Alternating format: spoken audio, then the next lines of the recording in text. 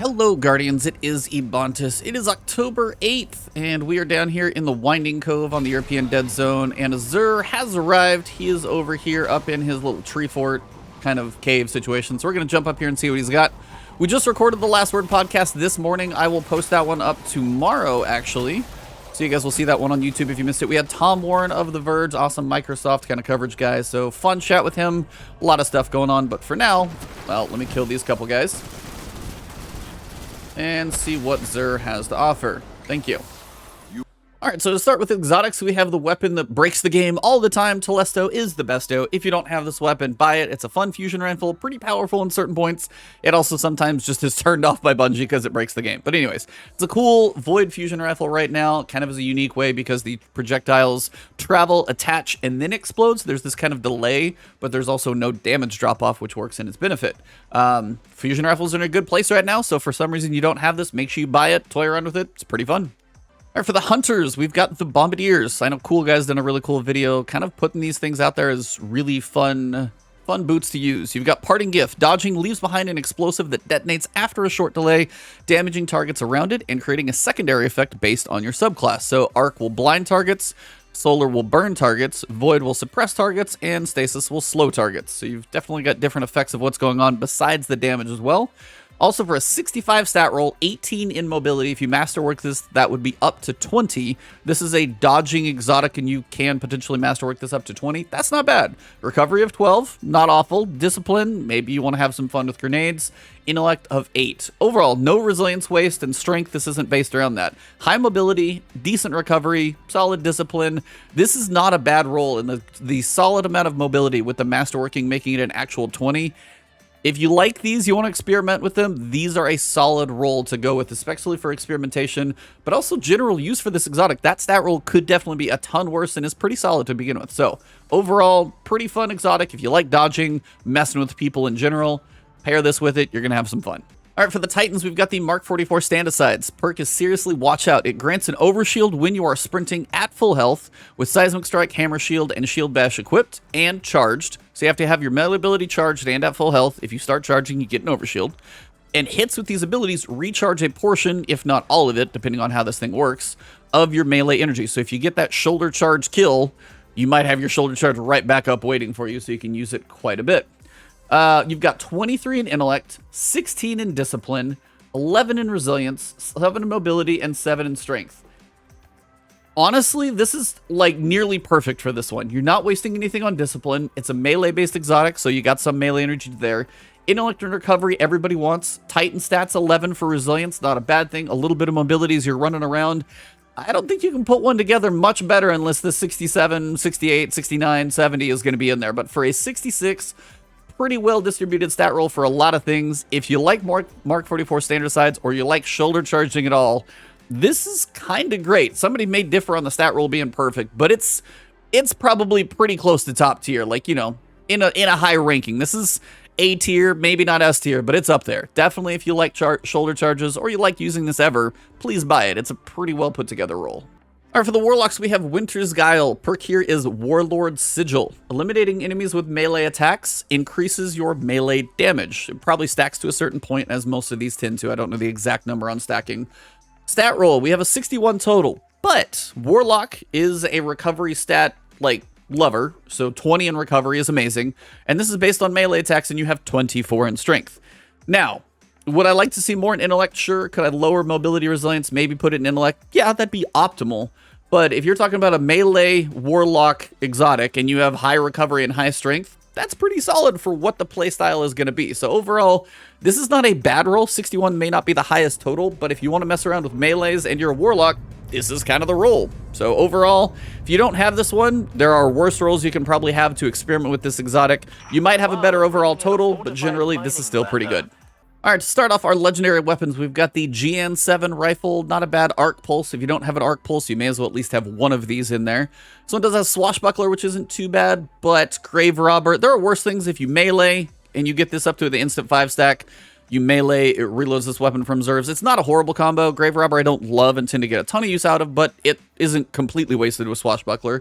You've got high caliber rounds, and you've got a short zoom scope, but decent range on this one. Overall, it's not the worst loadout I've seen for GN7. It's not like a, god tier roll or anything, but if you need an arc pulse rifle, this is definitely going to be an okay one, probably for decent PvE situations. All right, for the 7th Seraph Officer Revolver, we've got Osmosis, which is really only going to be your PvE situation because your grenade ability when you use it will change your weapon to match your subclass. So if you want to make this, say, an arc thing, just throw your grenade, it's now arc. Mostly a PvE thing, not really going to do much in PvP. That being said, Firmly Planted might help your accuracy in PvP, but unfortunately, the other perk is a PvE one, so those two don't synergize too well. You got range between both of these, which isn't a bad thing. Reload speed, okay. It's a mediocre roll. It's not anything that I'm probably going to write home about on this one. Gnawing Hunger. I literally just got done using this in like a Lost Sector video. If you want a Void auto rifle, this is a solid choice. You can see the stats over there, the range, the stability, the handling, and reload speed. It's a 600 auto rifle. They're in a pretty decent spot. You've got multi-kill clip, which isn't bad. Zen Moment for a little extra stability. You've got, appended magazine. You've got a little extra chambered compensator, more stability, handling recoil, and handling here. It's not like an optimal roll, like I have one that I prefer more, but if you don't have a Gnawing Hunger, this is a good baseline to save.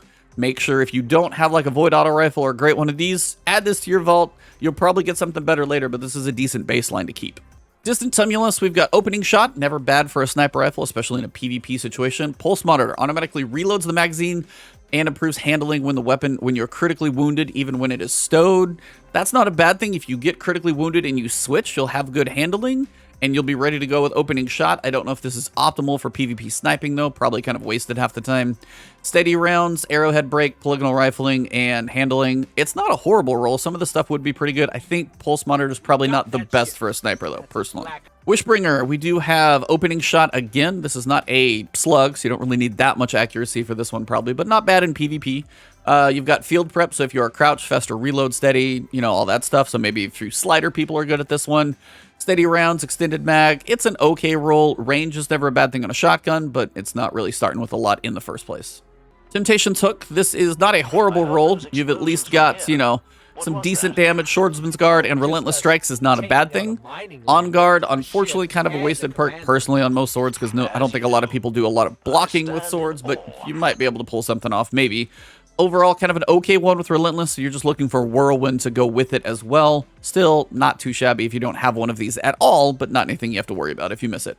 Bottom dollar, just because some people may not have one of these, you should probably buy it and throw it in your vault. You've got Dragonfly on bottom dollar, nice to have the Void Explosions. You've got a little extra range or Tactical Mag, pretty decent options here. Extended Barrel for even more range if you want that. You've got Chambered Compensator for the recoil control. Pulse Monitor, again, not a favorite perk of mine per se, but again, if you just need a baseline bottom dollar, this isn't the worst thing I've ever seen. And if you don't have a Void Hand Cannon, this may be one of the few options that you can pick from in case you ever need it for, a certain loadout requirement in the future. All right, let's check out the Legendary Armor now. For the Titan, we've got 59, nope, 57, nope, 62 with low recovery and low intellect. That kind of hurts a little bit because those are two you would like to see higher. 62 is not bad, but we're kind of missing some important stats there with recovery and intellect. And high intellect, 24 in intellect on boots. Seen worse, but not really amazing. So nothing too exciting for the Titans there. All right, for the Warlocks, we've got a 58, not really 60, pretty much a level playing field there with not too much wasted on resilience and discipline, kind of a relative decent baseline if you're brand new. 61 with high in mobility, low in recovery, not high in intellect, nothing great. Boots, 62, these are actually decent. Resilience is a little wasted, but you got 16 in recovery and 14 in intellect. Again, if you're trying to build a decent starting set, kind of brand new, these are not terrible boots either. All right, finally for the Hunters, we've got a 60, high in resilience, high in strength, not really anything exciting. 60 with decent mobility, nothing too great. 58, not even 60 yet. 59, yeah, Hunters didn't win the stat roll. So finally, they actually probably the worst in the stat department. But that basically wraps up this Xur video. As I said, the last word recorded this morning. I'll post it up on the channel tomorrow if you guys want to see that one. That was a fun episode with Tom, Warren of The Verge. Lots of stuff discussed there. Definitely a good debate over the Destiny content vault. If you guys are enjoying the content that I'm putting out, whether it's Destiny, starting to get into New World here a little bit, and other stuff, please hit that subscribe button and the alert bell. Helps my videos come to you. If you have thoughts about any of these loadout or armor, anything in here, comment below in case I missed something. If you guys are new, want to find me, it's on Twitter at Ebontis. Twitch for streaming is twitch.tv/Ebontis, or right here on YouTube I stream as well. And if you guys want to support me directly, it's on Patreon for Ebontis, or right here you can join the channel as a member. Thank you all very much. I'll see you soon.